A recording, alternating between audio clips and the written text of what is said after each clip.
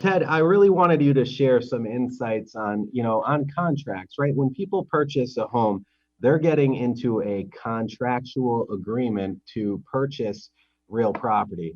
Now, there's money held aside for that in deposits, and it's a real contract. And so many times people try to break these things and feel like there's no repercussions. First off, talk about the contract. And then if you could talk about some of the scenarios where, what happens to buyers when they pull out, et cetera. I'm going to take a step back. The purchase and sales agreement is a contract. Generally, a contract is executed. The contract has contractual provisions on it. So the seller, or the buyer, I should say, puts up good faith money, that they're going to move forward with the transaction, and the seller is obligated to follow the terms of the agreement to sell that property.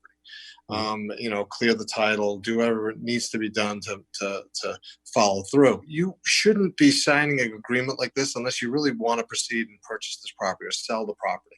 If you have doubts, don't have doubts midstream in the transaction. You really want to, if you have doubts, don't sign the agreement. Just, don't like the house, or you don't like what you see, you're on the fence, you're better off letting that one pass, or, and if you're the seller, don't put it on the market, to have the conversation with the listing agent and let them know, that I'm a little bit concerned about moving forward. Maybe don't sign a listing agreement that is, maybe there's some way to negotiate that and try to get the agreement, shortened in time. The contract does provide for outs, like financing contingency, inspection contingency, right?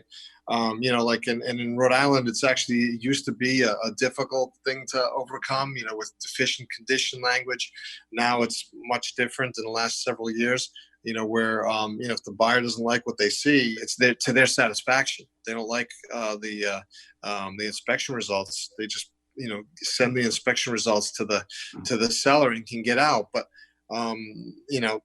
but you got to go through the motions. What happens if the buyer pulls out of the agreement? The seller doesn't feel that buyer is right. The seller contests the deposit. No one wants to. Let's talk about what happens next to that deposit. Where does it go? And can the seller still sell to another party if there's potential litigation going on in that situation? Well, that's a good point. Really, both good points. So I think what happens is, first there has to be a demand for the money.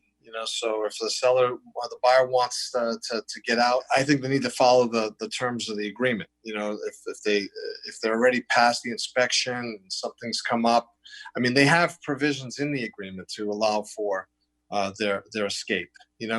But if, let's say, it gets to the point where it's a contest over the deposit, then usually it starts with a negotiation. It starts with hey, well, release the whole thing, or then it comes to maybe splitting the deposit.